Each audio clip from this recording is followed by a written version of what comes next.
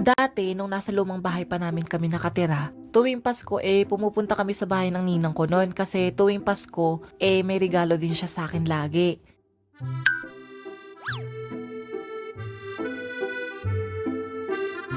Sobrang excited ko nung kapag binibigay sa akin ni ninang yung regalo ko. Pero sa totoo lang, lagi akong disappointed kapag binubuksan ko yung regalo niya. Kasi palaging damit yung laman, hindi laruan. Oh, don't get me wrong. Bata pa ako noon at syempre laruan yung gusto ko noon, hindi damit. Kabaligtaran naman ngayong malaki na ako kasi gusto kong damit na yung nare-receive kong regalo kasi usong-uso na ngayon yung aesthetic na OOTD. Balik tayo sa kwento. Pero kahit ganon, hindi ko naman pinapahalata no na dismayado ako kasi syempre nakakahiya din naman sa ninong ko no. Ang bait-bait kaya niya. Thank you po, Ninang. Nagustuhan mo ba, Jed? Opo. O, eto naman yung aginaldo ko sa yung pera. Itabi mo yan ah. Ay, Mari, ako nang bahala dyan. Lo. Yun natatanggap kong pera ng tuwing Pasko, yun naman yung pinapambili ko ng laruan na gusto ko.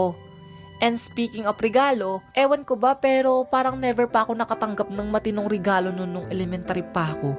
Kasi kapag may exchange gift kami, ang lagi kong natatanggap baso, picture frame, panyo, at kung ano-ano pa na hindi ko naman gusto at kailangan as sa batang gusto lang naman ay laruan. O ano naman kaya ito? Buksan ko pa ba to?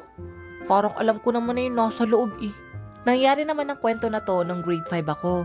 Christmas party namin nun. May kanya-kanya kaming dalang regalo nun kasi may exchange gift kami nun. Habang nilalagay namin sa mesa yung daladala naming regalo, hindi ko mapigilan na tingnan yung mga yon. Nasaan kuya yung sa akin? Number 8 ako eh. Ay, hindi ko makita. Feeling ko nasa ilalim na yun. Nagsimula na ngayong program nun.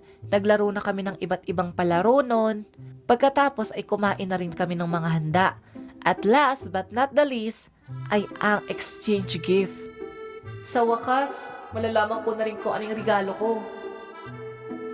Okay, magsimula na tayo ng ating exchange gift. Ang unang regalo ay number... Ang laki nun ah. Hala, ang laki. Laki. Sana sa akin. Number 7. Ay, sayang. Ang susunod ay number... Eto, akin na to. Number 9. Ay, laki. Ay, wow. Parang iniiwasan yata yung sa akin ni mom. Ang susunod na number ay... Ay, ang liit. Sana wag sa akin. Number 22. Ay, ang liit. Buti na lang talaga. Okay, ang susunod na regalo ay number... Ang laki. Grabe, sobrang laki na nun ah. Sana sa akin. Number 24. Nice. Okay, next na tayo. Kanino kaya itong number? Ay, ang liit. Huwag naman sana sa akin. Ang liit, gusto ko yun. Hey! Hala. O Jed, ikaw na yun, diba? Ano naman kayang laman nito? Parang malambot. Hay nako, nararamdaman ko na. Panyo na naman to. Bubuksan ko na nga. Ha? Ano to? Parang pinagbagsakan ng langit at lupa yung mukha ko no nung makita ko yung laman ng regalo ko. Brief! Sinong bata naman na gusto ng laruan ng matutuwa sa brief? Tapos nakikita ko pa yung mga kaklase ko na tuwang-tuwa sa mga regalo nilang laruan, pagkain at iba-iba pang magagandang gamit na natanggap nila. Samantalang ako, brief na hindi ko alam kung kasya ba sa akin.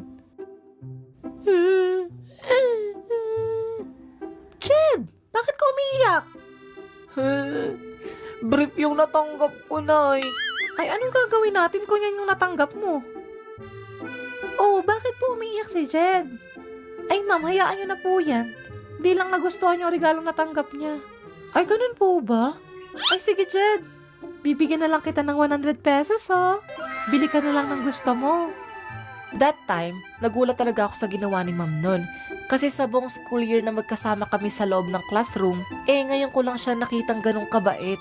Oh, don't get me wrong again. Istrikto kasi siya sa mga estudyante niya, kaya nagtataka din talaga ako. Pero kahit na ganun, tawang-tawa ko na tinanggap yung binigay niya sa akin.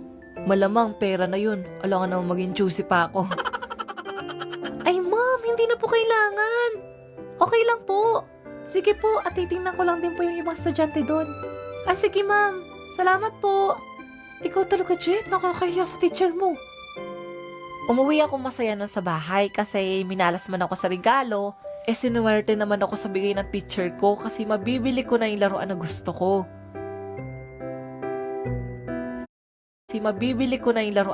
ko. Nang dumating ang January at pasukan na ulit, normal lang naman lahat sa klase nun. As usual, tahimik kami kasi stricto yung teacher namin. Nagmumuni-muni ako nung time na yun nung tawagin ako ni ma'am. Jed! Pumarito ka nga sa unahan. Kinabahan ako noon kasi sa tono ng boses ni ma'am, parang may nagawa akong kasalanan. Pinatayo niya ako sa unahan noon at nagsimula na siyang magsalita. Nitong nagdaang Christmas party natin, hindi ba't nag-exchange gift tayo?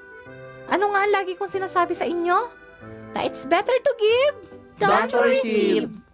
Mukhang hindi nakikinig si Jed nung sinabi ko sa inyo yon. Umiyak kasi siya nung nalaman niya na brief yung regalo na tanggap niya. Kaya kayo, class, huwag niyong tutularan si Jed Kung ano yung natanggap niyong regalo, tanggapin niyo yun nang hindi nagre-reklamo. Nung mga oras na yun, parang gusto ko na lang lamunin ng lupa sa hiya. Ginawa ba naman akong example ni ma'am sa unahan at ang malala, in a bad way pa, kasi ako yung bad example. Pinaupo na ako ni ma'am noon at nagsimula na siyang magklase, pero hindi ako makapag-focus dun maghapon. At umiiyak ako habang umuuwi. Sobrang sama ng loob ko kay teacher noon at parang ayaw ko nang pumasok sa klase niya. Oo, tama naman yung sinabi niya, pero hindi ko lang talaga nagustuhan yung way niya noon.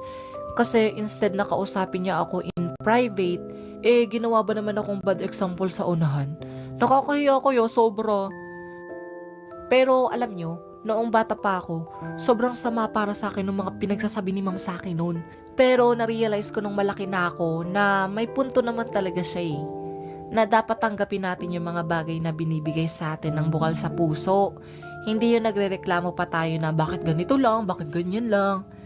At saka yung nangyari sa akin na yun, pinaparealize lang nun sa akin na it's always better to give than to receive. Isa pa, lagi niyong tatandaan na ang Pasko ay hindi lang tungkol sa regalo. Kasi mas masaya pa din ang Pasko kapag kasama mo yung buong pamilya mo. Yun ang pinakamagandang regalo na matatanggap mo. Kayo ba? Ano yung hindi niyo makakalimutang regalong natanggap niyo? Comment niyo din niya sa baba. Merry Christmas everyone!